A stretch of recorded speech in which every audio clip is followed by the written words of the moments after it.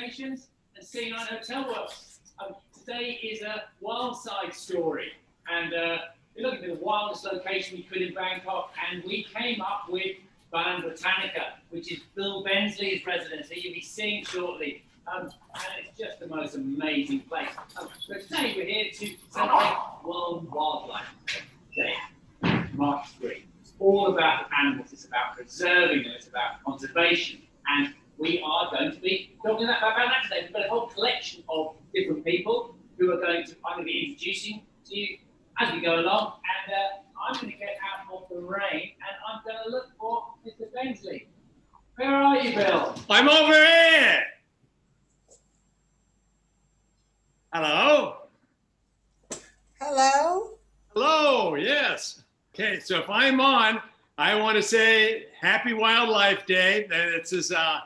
It's a wonderful day to have because we certainly cannot continue the demise of our wildlife here in Southeast Asia. So this is one of my pet ideas and my pet dreams is in order to be able to stabilize, at least in the Cardamom National Forest, the wildlife that's there. And we have Shintamani Wild, which you know is a big supporter of Wildlife Alliance. We're going to have Sawana on a little bit later. And she's going to tell us her story about Wildlife Alliance and how she very much is on the front lines of protecting wildlife in Cambodia.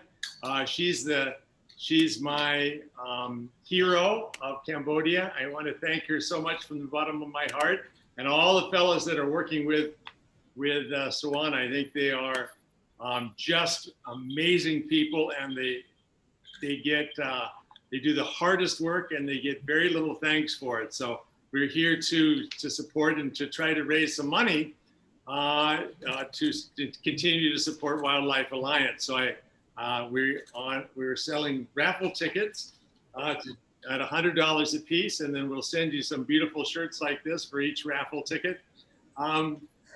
I hope that raises lots of money. So please look at our website and send in a donation. That would be great. But I'm going to step back because Sawana's going to talk about the wildlife. I'm going to step back and tell you a little bit about my history in Cambodia, my very short history compared to Sawana. And I'm going to tell you about what's my interest there. So here's to the walk on the wild side. In the late 90s, there's a fellow named Sakun Chanprida, and he's a very nice fellow. He actually invited me to come to Cambodia to work on what we called Hotel de la Paix. And as an architect, interior designer, landscape architect, we went there and said, sure, let's work on Hotel de la Paix. We designed this real beautiful building in the middle of Siem Reap, and it's to the Art Deco style. We became very popular amongst locals in that, as you can see right here, that there is a beautiful open air or open stage for lots of artists to come and show their works. Since then, it's become a Park Hyatt, so probably a few of you have stayed there at the Park Hyatt. But this culprit right here is Sakun Chanprida, and he is being caught at the Siem Reap police station. No, I'm kidding.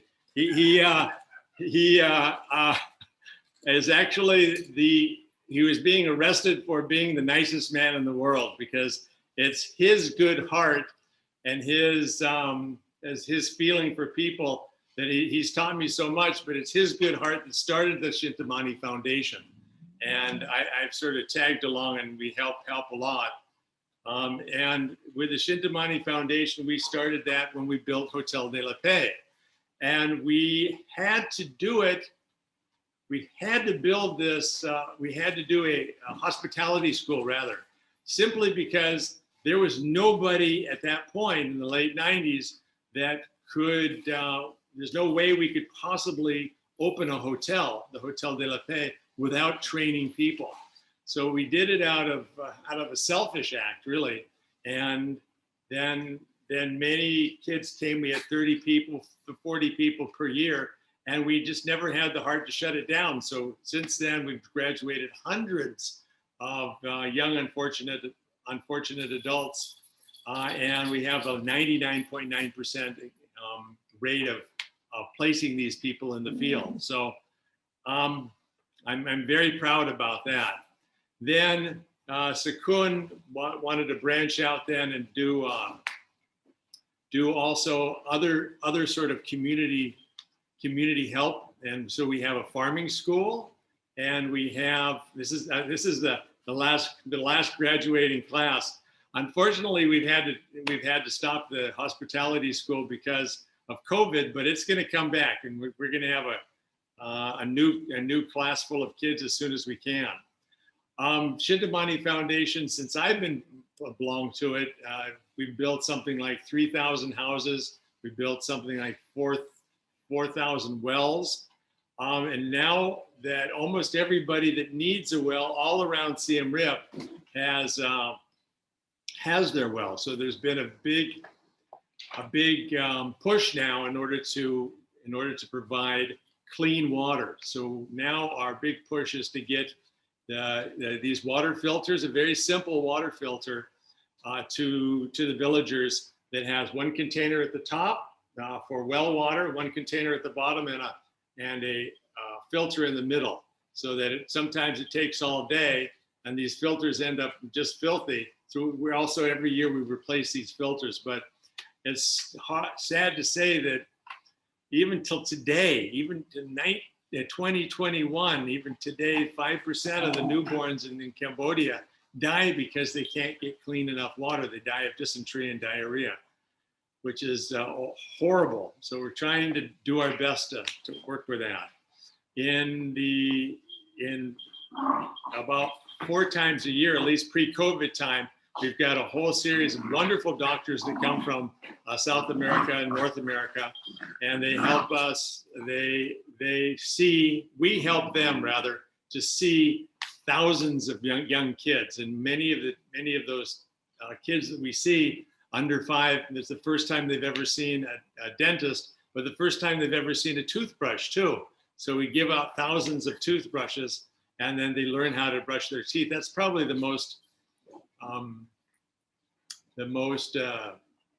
best thing that we do, is actually, rather than we teach them how to take care of their teeth. I think that's a great thing. Local schools, we support those as well. And we do these small micro loans too. This fella, we helped him buy a tuk-tuk. This next lady, we helped her buy a shop. So she's doing really well now. I know this lady, she's great. So in essence, and now we're doing in a big way this organic farm, and we're teaching a lot of farmers how to build a better farm and what sort of crops in which to plant in order so they can get more protein. There's a lack of protein in the Cambodian diet. Last year we did a program where we did five different plants, and we would take those 5 different plants out to the villages. We would cook them in a wok on the backside of a tuk-tuk, and then have the villagers eat those, try those, taste those plants, and then they like them, of course. And then we said, okay, well, here's your set. And we placed thousands of sets of these high-protein plants that you would never think of eating in their farms. So that's helping them a lot too. So I could go on and on about the foundation, but I want to talk a little bit about the work that we're doing at Shintamani Wild, in that we bought, maybe 7 years ago, we bought a huge piece of property about the size of Central Park. We then identified all of the villagers around there, and we asked most of the villagers in order to participate in building the product, building the hotel, which they did. They were happy to do that. And then gradually, those people that are actually living there and making their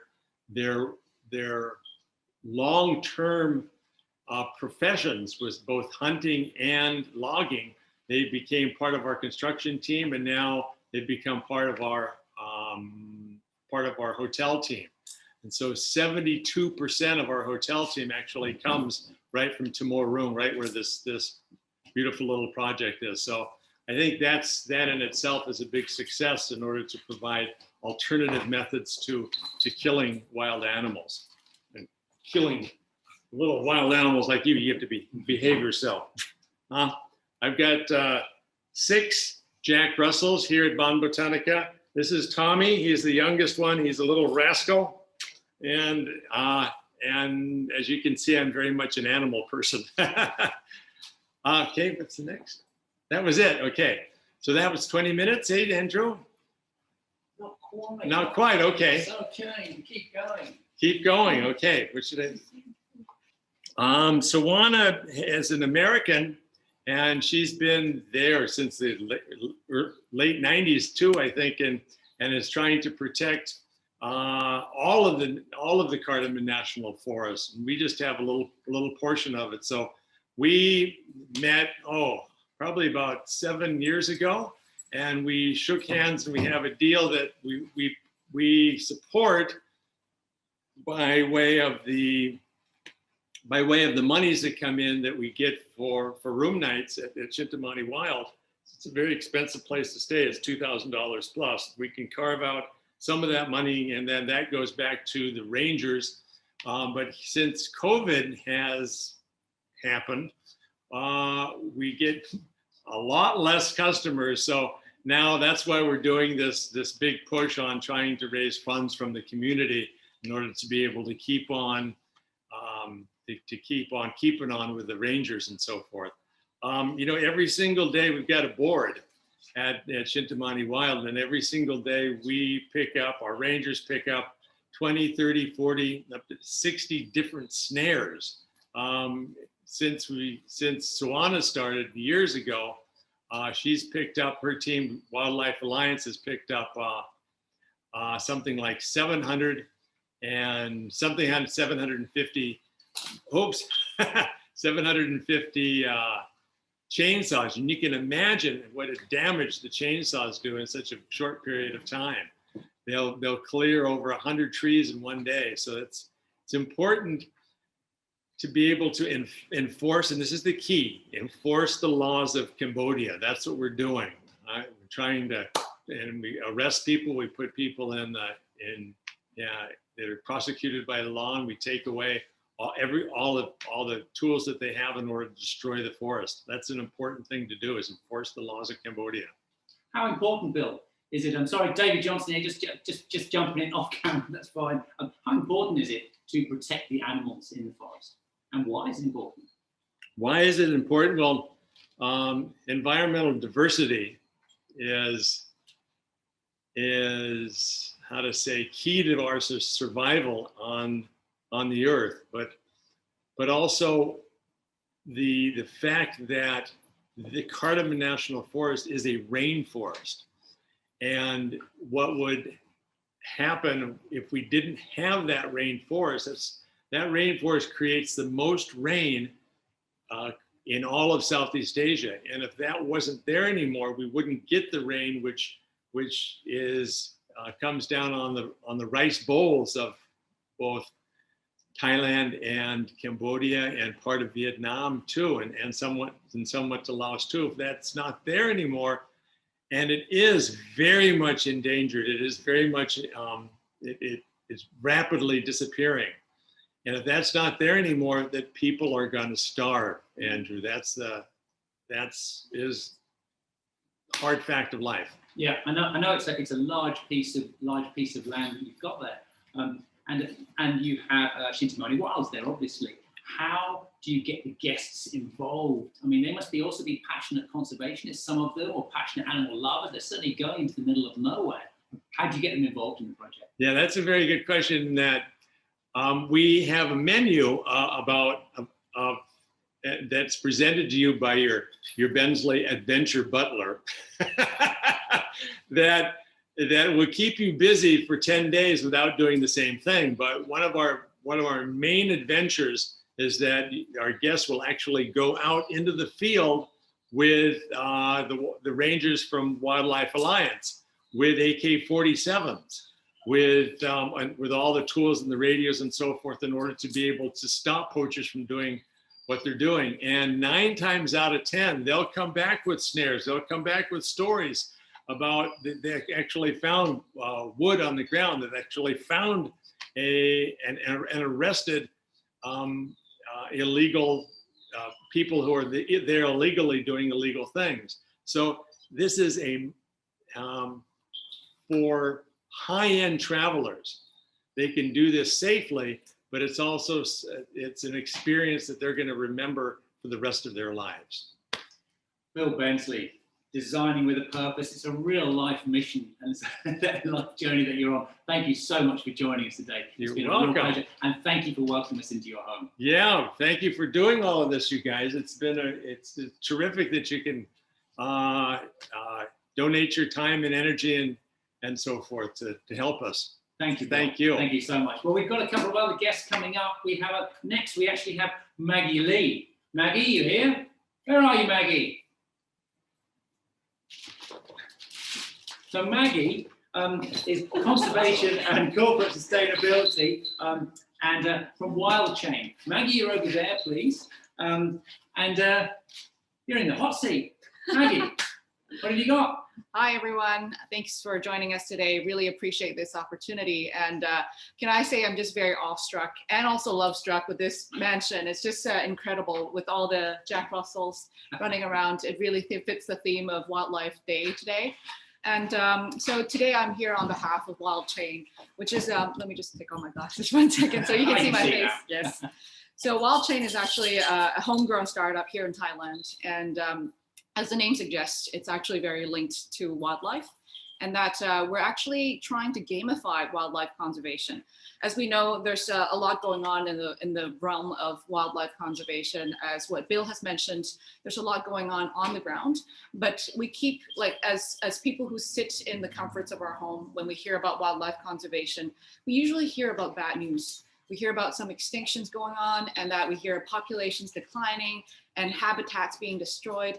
These are really not the most fun things to hear, especially in this pandemic. And so that's also why we, my partners and I, we had this idea. Mostly they are doing, really, my partners had this wonderful idea of gamifying wildlife conservation.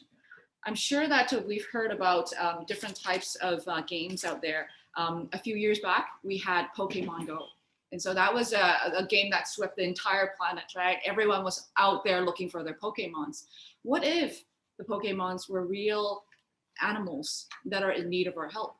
We're not talking about animals that are out there, stray dogs or whatever. We're talking about, as what Bill mentioned, wildlife diversity, biodiversity. There's so many species in need of intervention right now because of anthropogenic problems. So we're causing quite a lot of problems as human beings. And that's the last thing we want, is to sit around waiting for something to happen. And so in the comforts of our own homes, as this very comfortable home may offer as well, that we want to actually put together a game that helps people understand more about what wildlife conservation is. And at the same time, aside from being a game itself, we know that games generate income. What do we do with that income? So we are trying to say that by being in the comforts of your own home, enjoying this game, having fun with your kids, with yourselves, we can also actually create an impact. This impact will be translated in the form of help to these organizations, much like the ones that Bill has put together in Cambodia as well. We want this to be actually something that could benefit from the proceeds of the game. And so now we're saying that even while we're just playing a fun game to see how we can actually change the habitats, create sanctuaries for wildlife, different kinds of wildlife that may be depleting in real life, they're connected with the real life. So that when animals actually are up on the rise in terms of their population, in the game themselves, they will also be rising in population. So you have more opportunities to find yourself being the guardians of very rare wildlife. So that's something that's very not usual, because we know that most games focus on fantasy animals or different types of exotic animals, but little do we actually pay attention to actual depleting wildlife that are maybe endangered on the border of being extinct. And so that's also why the wild chain concept was put together. And the latter part of the name, chain, suggests that the real world's wildlife impact. And so this is really, in a nutshell, what wildlife conservation is like in the forefront of gamification. We know that we want positive news. We want the children, our children, to understand more about how we can also be part of wildlife conservation. Even as kids, even as people who are just sitting behind the computer playing a game, we can create an impact. And this is coming from a full-time conservationist, and I was previously not so involved until a few years ago. So this really was good news to me, and I'm really trying to support Wild Chain, and I hope that we get your support too. In March, we're launching our first alpha game to the people who've supported us through Kickstarter. And later on in the year, we'll be launching a beta version. So we hope that you can tune in and check us out. We've been reported by the World Economic Forum and other big news media as well. So just Google us and you'll find the website. Hopefully we can all see you up there in the gaming platform. Thank you so much, everyone's enjoying. The gamification, that's just the gamification of wildlife. That's wild. That's been fantastic. Thank you so much for that. Hey, just to remind everyone too that this session is being recorded and it's still being recorded, which is great. It's being recorded, and we're going to post it to our web link, which is delivering.asia/insights, and you can get that later. But we'll give it to everyone who's registered. Right. Thanks a lot, Maggie. That's really superb. Much appreciated. We've got Suana Gauntlet next. Yes. Sumi, Suana, who Bill Bensley introduced briefly a little while ago, is the CEO of Wildlife Alliance. And Sumi, over to you, please. Thank you, David. Before I introduce Suana Gauntlet, CEO and founder of Wildlife Alliance, I'll just quickly play this video and off we go. Hi, we're at Phnom Tamao Wildlife Rescue Center. All the animals here have been rescued from the illegal wildlife trade by Wildlife Alliance. I have watermelon. This is Lucky. She's one of the last remaining Asian elephants in Southeast Asia. And Lucky's been in Phnom Tamao for 18 years. We saved her when she was just a baby. You are so good. Such a good actress. Was that loud enough?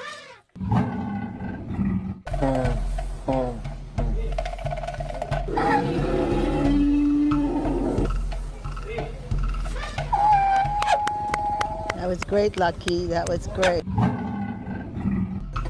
This is Fari. She's a female tigress that we saved. And she is all by herself because Toto, who's in the other enclosure, just lost his wife and is very, very sad. And he doesn't want to be with Fari. So we have two sad tigers. She would like to be with him, but he doesn't want to be with her. She's feeling better now, but we need some more adjustments to make them two happy tigers together. Life in the wild. Wildlife Alliance, we rescue so many animals. These are 4 Duke Langer babies that we rescued when the mother was killed. They're 5 months old now, and they're slowly reaching adulthood. Duke Langers are very slow in reaching maturity, and also they're not the sharpest tools in the shed. I'm Suana from Wildlife Alliance.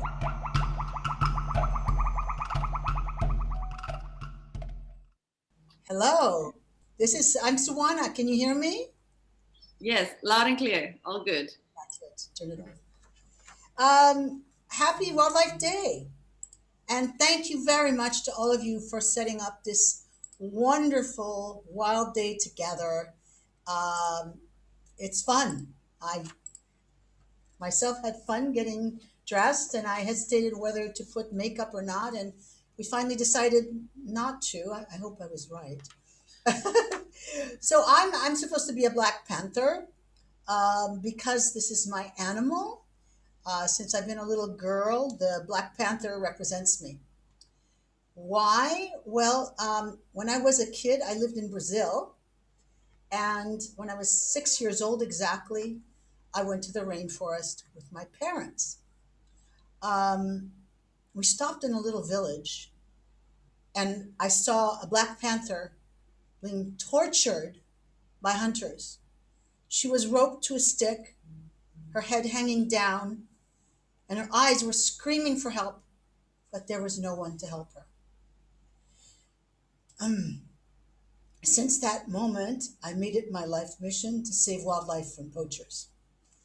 And that's what I've been doing. So I would like to invite you to come in to the Cardamom Mountain Range, which is where Wildlife Alliance has been working since the last 20 years. It's an extremely large rainforest, as Bill mentioned. It covers 21,000 square kilometers from the Gulf of Thailand all the way, almost all the way to Phnom Penh, but not quite. And we have 11 ranger stations with 168 rangers. I'll show you photos in a second. And why is it important to preserve this forest? As Bill's mentioned, it's mostly for the rainfall, for wildlife, of course, but for humanity, it's for rainfall. We have 22 major waterways in this landscape. Half of them are going down to the Gulf of Thailand because, you know, the slope, this is the middle of the Cardamoms in terms of highest mountaintops. And the other half is going northwards towards Tonle Sap Lake. Way up there, I'm too small, but it's up there. And it's the largest inland lake in Southeast Asia. We have an amazing, staggering amount of rain per year. It's 3.8 thousand millimeters to 4.5 thousand millimeters a year. And luckily, thanks to Wildlife Alliance and the Ministry of Environment, we never have droughts in the Cardamoms. We never have water shortages. It's we have floods sometimes when people, they take out the forest on the slopes of the mountains. Then people get flooded, but then they understand that they should no longer cut the forest because it causes mudslides and it causes floods. I wanted to talk to you today about the species that live in the Cardamoms. We have 59 species of threatened wildlife that call the Cardamoms their home. And that is 59 IUCN listed threatened species. We have more species, of course, but that means they're all red listed. And as you were mentioning before, these animals are either near extinction or endangered or threatened. And we're talking about elephants. Tigers have been extirpated from the landscape since 2007, unfortunately. But it is one of Asia's remaining unfragmented corridors for elephants. The elephants move from the south of Butom Sakur Peninsula through the central Cardamoms, southern Cardamoms, and all the way to the east. Actually, Shintamani Wild has lots of elephants. And the elephants move eastward towards Kirimom National Park and Bokor National Park. You can't really see it on the camera. I'm going to show you photos of camera traps in a second that were taken on the perimeter of Shintamani Wild. And you will see that these elephants actually move by night. And interesting, they move by night because during the Civil War, they were exterminated. When we arrived in 2001, 38 elephants had been killed in just a few months. Sorry, 37 elephants and 28 tigers. So we made it our mission to do something about it. We had 600 to 800 hectares of burned forest every month. People grabbing land along a new freeway to sell it to newcomers. It was a huge explosion of real estate speculation. And in just the first year of ranger patrolling, lobbying, zoning and demarcation, and education, in the first 9 months, we reduced it to, the forest fires were reduced from 40 to say 6 in a week. And we were able to eliminate 401 cases of land grabbing just along the freeway. And the freeway goes from here, I don't know if you can see, it's awfully far. It goes all the way up here to Kokong Town to the Thai border. And along that freeway that gutted through virgin rainforest, the district governors were selling the land. It was, you would think that you landed in a moonscape. There were so many forest fires.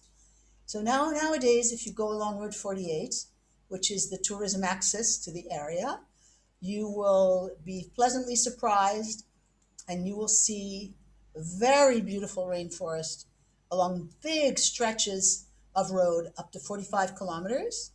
And then the communities are demarcated very neatly. And then again, big stretch of rainforest. Okay, so now let me show you on the map where our ecotourism destinations are. And as Bill mentioned, unfortunately, with COVID, we don't have as many visitors, but we are hoping that this will change soon. Okay, Shintamani Wild is here.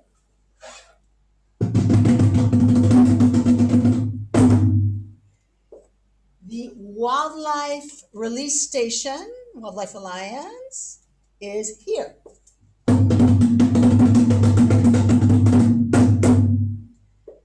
Chipat Community Ecotourism that we helped develop with the Chipat people is here. Since 2007. And now Chayarang Community Ecotourism that Wildlife Alliance helped develop with the people is here. And by the way, if you come to visit, you must, if you're very sporty, you must try to hike from Chipat to Chayarang, 37 kilometers. And if you take your mountain bike, you will have the right, you'll have put out enough calories for the whole week. Yes. Then, going towards the Thai border, westward, you have Four Rivers Floating Lodge, which is located here. Coming back towards Phnom Penh, towards Shintamani Wild, you have a very rustic but pleasant, newly created cardamom tented camp, located here. There, that's your ecotourism landscape in the rainforest. And of course, your to-go place, your must-go place is Shintamani Wild. Yes. Please let me share some photos with you of our ranger protection. First, the ecotourism, and then a few wildlife, since it's Wildlife Day. So this is the cardamom rainforest. It looks a bit like the Amazon. No, I'll do this. Can I sit? Yeah, here we go. Sorry. Right. So it looks a bit like the Amazon, and you can see the, can we take out this orange square from there? Don't know what it is. It's, you can see it's laced with streams and rivers everywhere. It's a lush water ecosystem. Actually, I have a map, which I'm not going to show you today, but if you strip the forest cover of the cardamoms, it looks like a human body. So many veins of water it has between the rivers, the estuaries, the underground water tables. It is absolutely magnificent. Here is Shintamani Wild. And it's probably the most romantic place in all of Southeast Asia. This is an aerial view of this beautiful river, and there's a magnificent waterfall. When you arrive at Shintamani Wild, you can zip into the bar, over the waterfall. What a genius idea. It's so super great. And this is the Wildlife Release Station of Wildlife Alliance. It has won the 2021 Travel and Hospitality Award for Excellence in Service. It's very, very simple and very, very rustic. And Bill has been there. It's where you can see some key species being released trapped from the illegal wildlife trade, but released back into their original habitats. This is the mother pangolin who lives at WRS. You can't see on this photo, but her right front leg and right back leg were cut off by snares. And we were able to save her, and bless her heart, I'm going to cry. She is giving generations of baby pangolins that grow up at WRS and are being released back into the forest. By the way, their favorite dish is ants and ant eggs. Here is one of the bears that is a resident in transition at WRS, a sun bear. Okay, now on to Chipat. Chipat is a success story. It was created by Wildlife Alliance, and the people of Chipat. They, since 2007, they opened for business in October 2007. And you can mountain bike, you can kayak, you can do lobster fishing at night. You can go to the bar. There's a bar and a restaurant. And of course, you go do wildlife observation. It's a beautiful place. This is Chairang, and it's recently opened. It's camping. We were camping together on Mere Konkaip mountaintop. It's a very nice hike, very difficult, and it only takes 3 hours to get there. And these are the tents that are rented by the community. You have all the community offers you tents, toilets, food, transportation, nature guiding. It's a whole package. It's a beautiful place. You sleep under the stars and you have a spectacular view of the valley. This is Four Rivers Floating Lodge in Tatai towards Thailand. And this is Cardamom Tented Camp, the last born of the Wildlife Alliance partnerships in the Cardamoms. And this is with the minor group. Rangers. As Bill mentioned, the Rangers of Wildlife Alliance are heroes. They are located in very remote locations, so they are in hardship posts. They are dedicated to protecting the Cardamoms. Every station has two Wildlife Alliance civilians who go on patrol with them, make sure that good governance is applied everywhere, because it's a tendency to not apply good governance. Therefore, we are there. We are the eyes and ears of good governance from the crime scene all the way to the court. And I would say that that's the key to our success. That we've been supervising and working hand in hand with the rangers on a daily basis. And also we save the animals. They're not resold. Unfortunately, that happens elsewhere. So boat patrolling, forest patrolling, foot patrolling, and helicopter patrolling. It's a vast expanse of forest, so like in Africa, you need to supervise the canopy, because if you don't, you won't see the pockets of illegal logging and land encroachment, of which we unfortunately have quite a lot of. And as Bill mentioned, the rangers are armed, AK-47. That's me. Me with my rangers, as my daughter would say. And our elephants, this is a photo that was taken on the border of Kirirom towards Bokor in the easternmost section. Unfortunately, their migration route has been cut, originally by road number 4, and now there's a freeway being built between Phnom Penh and the coast. Well, I don't think the elephants will ever be able to cross again. And here's a photo that was taken next to Shintamani Wild on the perimeter. I'm going to try to show you the video. See if this works. No, it's not working, right? It's a family of elephants coming out of the forest at night. You'll see the mother, 3 juveniles, and like 3 or 4 babies.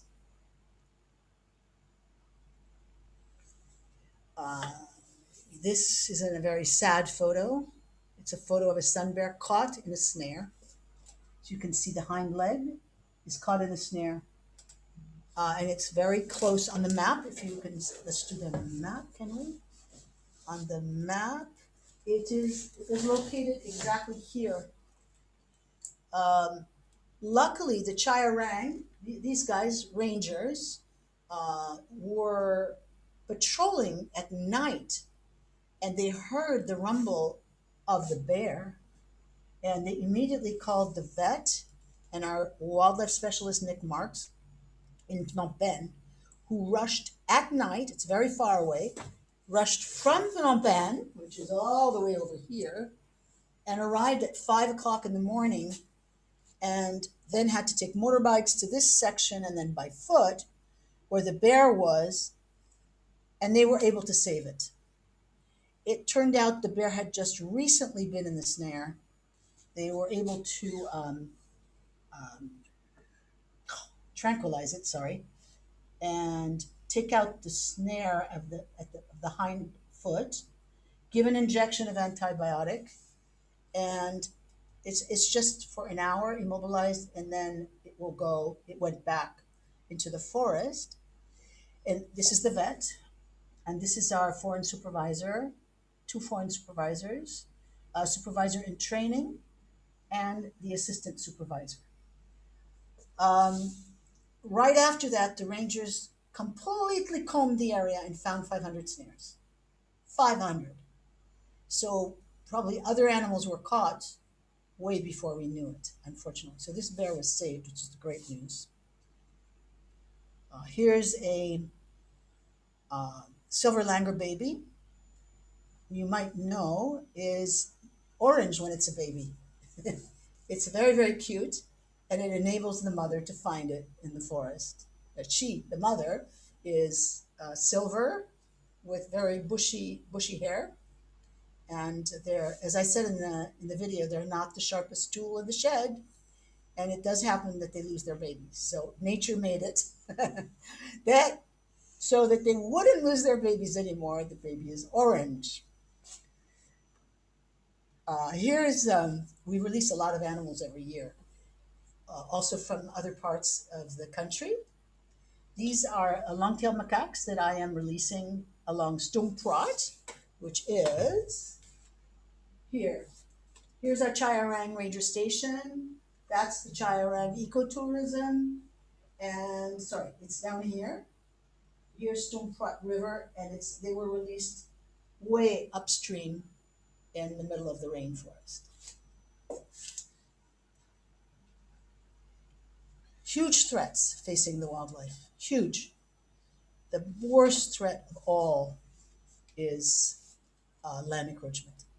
This land here was cleared by bulldozers, excavators, tractors, and unfortunately, when the rangers arrive, several hundreds of hectares sometimes have already been cleared.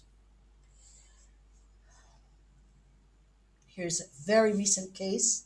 This one's up north in Forsat, where 5 large machinery were seized and impounded by the rangers. You can see 2 at work here, and 6 offenders were arrested.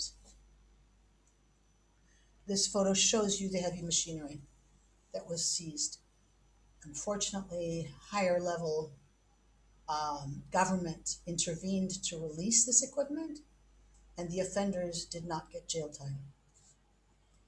We don't win every time, unfortunately. Forest fires, very, very, very bad for our rainforest area. The rangers are now equipped with air blowers. We also have a fire truck, so you can see the rangers here pulling the large, you call this fire spout, to put out the fire along Road 48. These are all criminal fires, by the way, all. They're all criminal fires to grab the land, the forest land. Helicopter flights. You can see this is a sawmill, and it was producing hundreds of cubic meters of timber per month. We were able to find it thanks to the helicopter flight. We destroyed the machinery, and unfortunately it was too far. We could not carry all the wood, so we had to destroy it.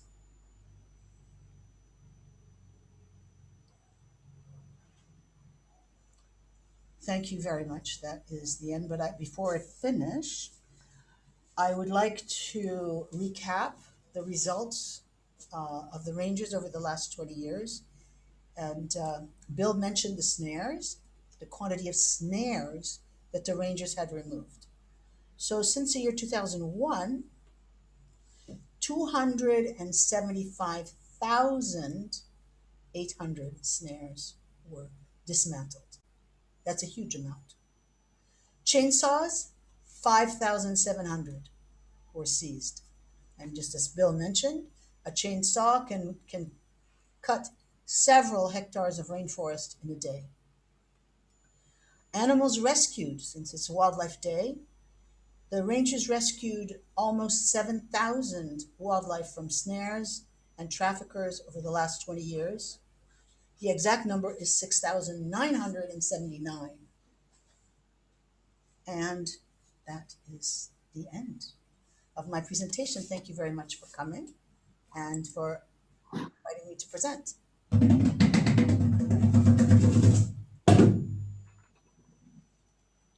Thank you, Sawana. That's been fantastic. Yeah. Amazing stuff you're doing there. Yay. Yay. You're my hero. I'm just not sure how you do it all, Sawana. It's such a massive project. Amazing work. Thank you. Thank you, Black Panther. You're welcome. Hello there. Actually, I'm looking for Jason. Jason Freeman, the Chainsaw Man. Jason?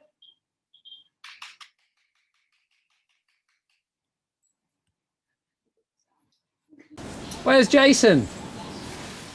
Hello, I'm Jason Friedman, and I'm a hotelier and lifelong conservationist. Before I became a hotelier, I was studying sustainable forestry in Oregon. I spent a summer living in a logging community and even participating in the Mill City Logging Olympics. What I discovered was loggers environmentalists, we were in alignment with the need to log sustainably. Big corporations thought differently. Today is World Wildlife Day, and I'm here to talk to you about chainsaws. In the hands of an artist, a chainsaw can turn an ordinary block of ice into art. Confiscated chainsaws have become sculptures as well, such as the Christmas tree we used at Shintamani Wild this past. The detrimental effects of the chainsaw to the environment must be understood. This is the only way we'll be able to affect change. You know, chainsaws have a dirty little two-stroke engine that put out a tremendous amount of pollution for their small size. In one day's use, a mid-sized chainsaw will put out the same amount of pollution as driving a mid-sized car across the USA. That's 4,500 kilometers. It's even worse with the stripped-down models that illegal poachers use. Let me be clear, modern chainsaws do have a place in society when used properly by professional loggers practicing sustainable logging techniques. The immediate problem that I want to alert you to is the use of chainsaws to clear forests. Once the forest is cleared, it doesn't come back very quickly. Animals lose their homes, people lose their livelihood based on sustainable forest use, and pathogens get pushed into the world of humans and become the next pandemic.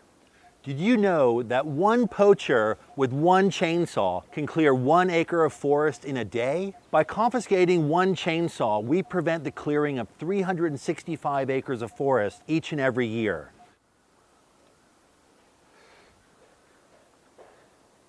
This is why the anti-poaching patrols of Wildlife Alliance and the Shintamani Foundation are so important. Since we are the front lines of conservation, we stop the trees from getting cut and the animals from being sent to market. Since Shintamani Wild opened 2 years ago, our guests, while on patrol with the Rangers of Wildlife Alliance, have confiscated 232 chainsaws. That's over 84,000 acres of forest protected from poaching over that 2-year period. That's about the size of Singapore. Wildlife Alliance, with their small army of rangers scattered across the Cambodian jungle, confiscate 1,500 chainsaws per year, resulting in over 500,000 acres of rainforest being saved from illegal logging each year, and that's just in Cambodia. Your support of the Shintamani Foundation and the anti-poaching work of Wildlife Alliance is invaluable to the immediate protection of these endangered ecosystems. Shintamani Wild is the front lines of conservation. Please join the effort to protect one of Southeast Asia's last great remaining wildernesses, the Southern Cardamom Forest, by donating $100 or $500 to our Shintamani Foundation fundraiser. All the details can be found right here. Thank you. Jason, who would have known that amount of wood is being cut down and that amount of chainsaws are being confiscated? Well, you know, it's just a congratulations to those guys. Okay, we've got Bill Barnett up next.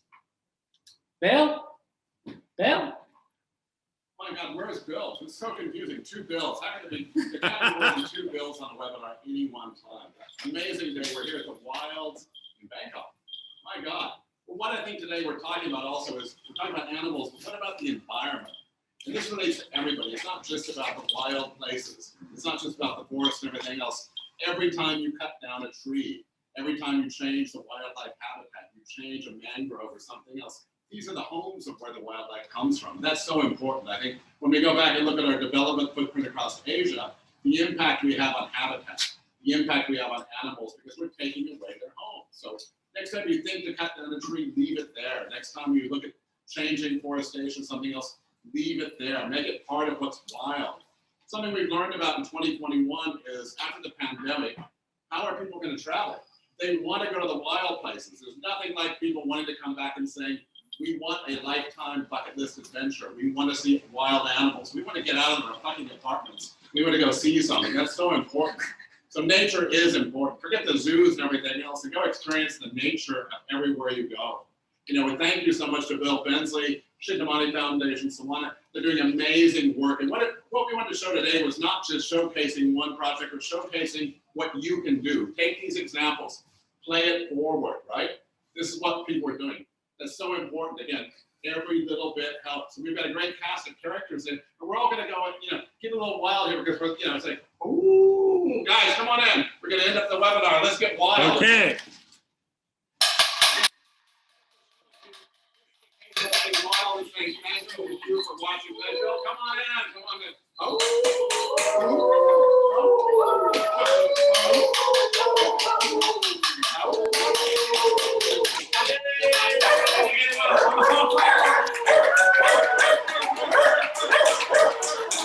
Thank you, and we'll see you at the next time. And again, World Wildlife Day. Get wild. Thank you again. Thank you so much. Bye, guys. Bye. Bye, Sawana. Bye-bye. Here we go.